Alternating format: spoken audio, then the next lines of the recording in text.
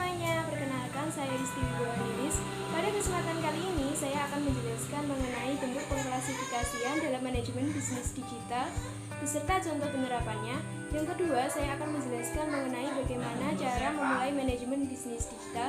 Dan yang ketiga, saya akan menjelaskan mengenai kelebihan dan kelemahan dalam menjalankan manajemen bisnis digital. Sebelum masuk ke dalam pembahasan, saya terlebih dahulu akan menjelaskan mengenai apa yang dimaksud dengan manajemen bisnis digital. Pengertian manajemen bisnis digital. Apabila mendengar mengenai manajemen bisnis digital, tentunya sudah tidak asing lagi terdengar oleh telinga kita. Apalagi terdapat kata digital di dalamnya. Nah, sesuai dengan perkembangan zaman, teknologi dan fasilitas-fasilitas yang terdapat di sekitar kita pasti juga akan mengalami perkembangan atau kemajuan. Misalnya, dulu apabila kita ingin membaca sebuah buku, kita harus membeli buku tersebut di sebuah toko buku. Namun sekarang, kita tidak perlu membeli buku apabila kita ingin membaca sebuah buku. Karena kita dapat memanfaatkan literatur-literatur yang tersedia.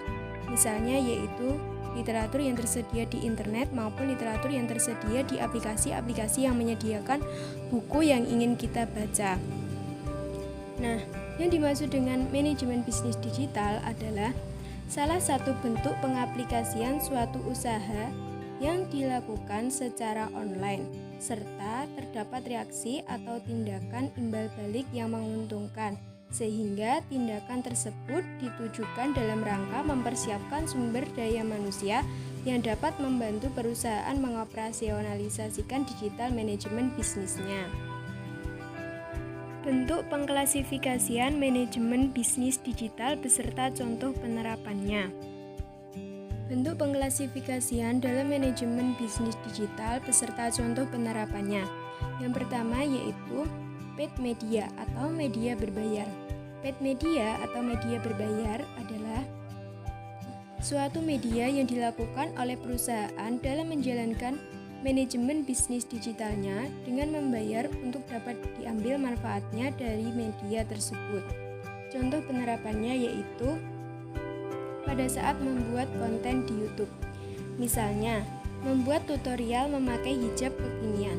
Tentunya terdapat hijab dari merek tertentu yang dipakai untuk membuat tutorial.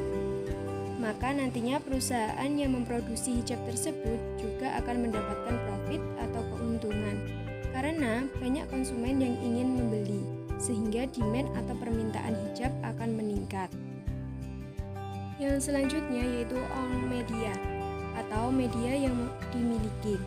Owned media atau media yang dimiliki adalah suatu media yang dilakukan oleh sebuah perusahaan di mana kepemilikan media sangat penting untuk membantu proses berjalannya suatu bisnis. Contoh penerapannya yaitu pembuatan web. Sebuah perusahaan membuat web pribadi, misalnya seperti di internet, dengan mendeskripsikan kualitas perusahaan secara lebih detail. Sehingga di kolom pencarian internet muncul di halaman pertama dan orang lain dapat mengetahui perusahaan bisnis yang dijalankan. Yang terakhir yaitu earned media atau media yang diterima. Earned media atau media yang diterima adalah sebuah bentuk pengakuan yang dilakukan oleh pihak lain mengenai bisnis yang dijalankan oleh sebuah perusahaan yang menyediakan brand tertentu.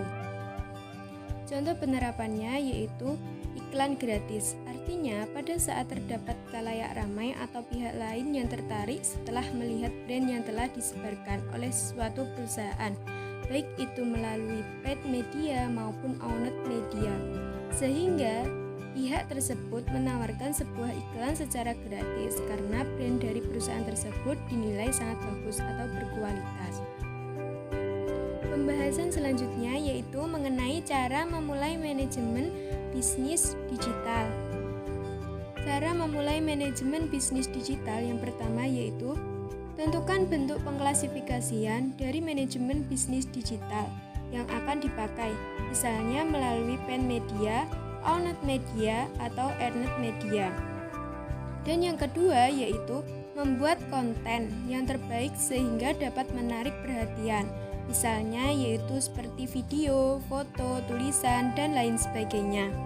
Yang ketiga yaitu mengupload konten yang telah dibuat, misalnya di YouTube, di Instagram, Facebook, Twitter, dan lain-lain. Pada pembahasan terakhir, saya akan menjelaskan mengenai kelebihan dan kelemahan dalam menjalankan manajemen bisnis digital. Dalam menjalankan manajemen bisnis digital, tentunya pasti terdapat kelebihan dan kelemahannya.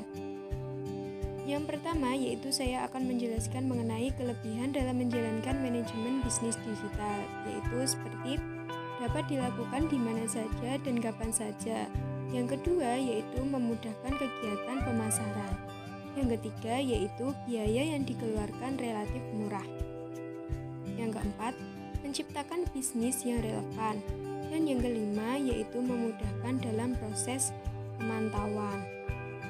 Yang kedua yaitu kelemahan dalam menjalankan manajemen bisnis digital, seperti mudah ditiru oleh pihak lain. Yang kedua, tidak semua kalangan paham mengenai internet. Dan yang ketiga, daya saing lebih tinggi. Yang keempat, fitur pencarian yang kurang memenuhi target. Dan yang kelima yaitu kurangnya kepercayaan pelanggan. Sekian penjelasan dari saya. Semoga apa yang dapat saya sampaikan bermanfaat bagi kita semua. Terima kasih. Wassalamualaikum warahmatullahi